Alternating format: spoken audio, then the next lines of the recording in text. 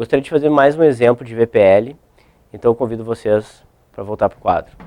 Então vamos pensar no seguinte exemplo, tá? Uma empresa tem um projeto no qual deve ser investido 17 mil, então vai fazer um investimento de 17 mil, e esse projeto terá um lucro de 6.500 nos períodos 3, 4 e 5. Então aqui eu estou falando em lucro, na verdade a gente está preocupado com o fluxo de caixa, mas como aqui nesse caso eu não estou considerando depreciação, não estou considerando imposto de renda e não estou considerando outros investimentos, daí o lucro vai ser igual ao nosso fluxo de caixa, né? Mas então vamos pensar que isso aqui seria, o lucro seria igual ao nosso fluxo de caixa. Então eu tenho um lucro aí de 6.500 nos anos 3, 4 e 5, e no final do ano 5 o projeto ainda vai poder ser revendido por R$5.000, tá? Então qual o VPL do projeto? E deve a empresa fazer esse investimento ou não? Considere uma TMA de 5%.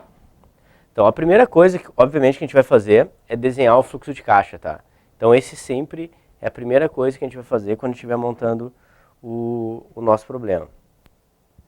Então eu tive um investimento de 17 mil no período 0. Período 1 e 2 eu não tenho nenhuma entrada, nenhuma saída de caixa, então eu não tenho nada no meu fluxo de caixa.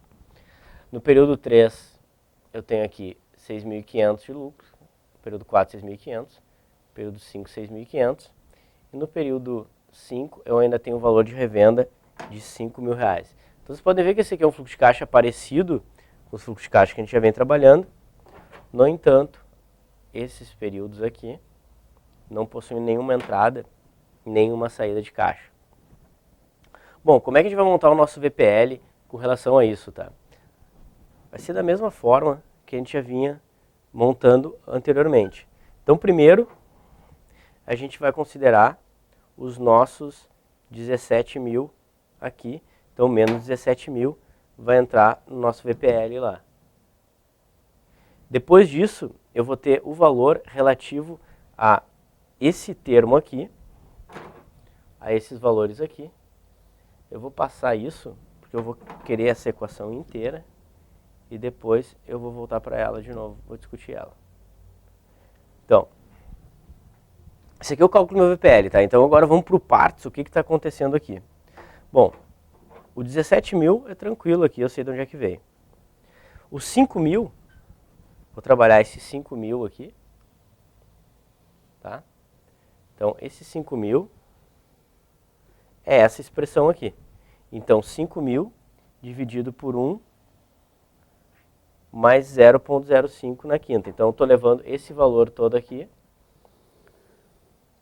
para o valor presente, tá? Agora, a questão é o que a gente faz com esses valores intermediários aqui, ó. Tá? O que a gente vai fazer com esses valores intermediários aqui? Que agora o cálculo, a forma como a gente vai descontar esses valores intermediários, ela é diferente como a gente descontava anteriormente, tá? Então não é exatamente a mesma forma.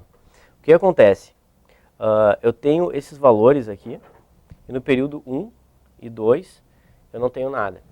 Então o que eu vou fazer? Eu já descontei meus 17 mil e meus 5 mil do valor residual lá. Agora eu estou preocupado em descontar esses 6.500 aqui, cada um deles. Como é que eu vou fazer isso?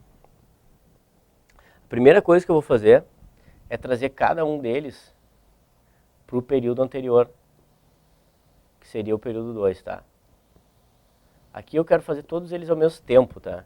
Então a gente está, obviamente, poderia trazer cada um deles direto para o período 0, mas eu quero trazer eles todos de uma vez só, porque vai ter alguns fluxos de caixa que vão ter 20, 30 períodos, então com fluxos de caixas maiores eu não vou conseguir trazer um por um. Então a primeira coisa que eu faço é trazer cada um deles para o período 2. O que significa trazer cada um deles para o período 2? É como se eu tivesse um fluxo de caixa desse tipo aqui. 0, 1, 2 e 3. E aqui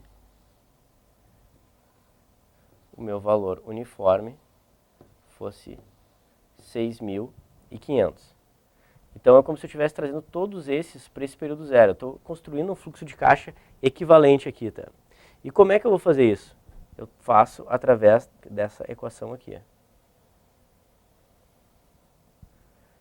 Então, quando eu fizer isso, eu estou transformando esse fluxo de caixa, eu estou transferindo cada um desses 6.500 para esse período zero aqui, que seria como se a mesma coisa, como se eu tivesse transferido para esse período 2 aqui.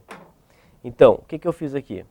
Peguei meu 6.500, que é meu A, 1 mais 0,05 ao cubo, então eu tenho 3 períodos, né? 1, 2, 3, que é o que eu tenho no meu fluxo de caixa, 1, 2, 3, menos 1 sobre 0,05, 1 mais 0,05 ao cubo. Então, com isso, eu transferi meu fluxo de caixa para esse período aqui.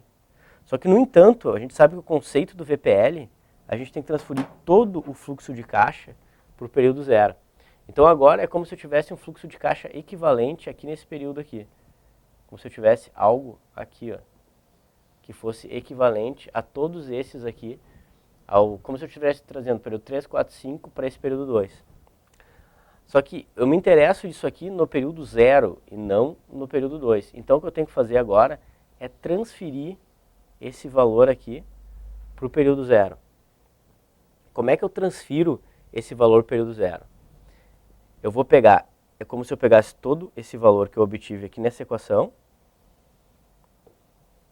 que seria a mesma coisa que multiplicar isso aqui tudo por 1, né? E vou dividir isso por 1. Então, como é que eu vou transferir isso aqui daqui? Eu vou fazer dessa forma aqui. Vou pegar todo esse valor aqui, tá? Colocar esse valor todo aqui. Então, é como se eu multiplicasse isso aí por 1. Multiplicasse todo esse valor por 1. E vou dividir por 1 mais 0,05 ao quadrado. Por que eu estou dividindo por 1,05 ao quadrado? Porque eu tenho agora 2 períodos aqui. Então, eu estou com o meu fluxo de caixa nessa posição aqui, ó. E quero voltar para a posição 0. Então, eu tenho período 1, período 2. Eu estou trabalhando com 2 períodos agora. É como se eu estivesse trazendo esse valor para o valor presente. Então, esse é um conceito importante que a gente vai trabalhar agora, que a gente não tem mais aqueles fluxos de caixas tão bonitos como a gente tinha anteriormente. A gente tem esse fluxo de caixa um pouco mais complicados, onde tu vai ter alguns períodos que não vão ter nenhuma entrada, nenhuma saída de caixa. Mas ainda assim a gente consegue construir o nosso valor presente líquido a partir daquelas relações de P com A, P com F e F com A. Então, resolvendo essa conta toda, eu vou ter que o meu VPL é igual a 2.973,06. Ou seja, meu VPL é maior que 0. Então, poderia aqui aceitar este projeto.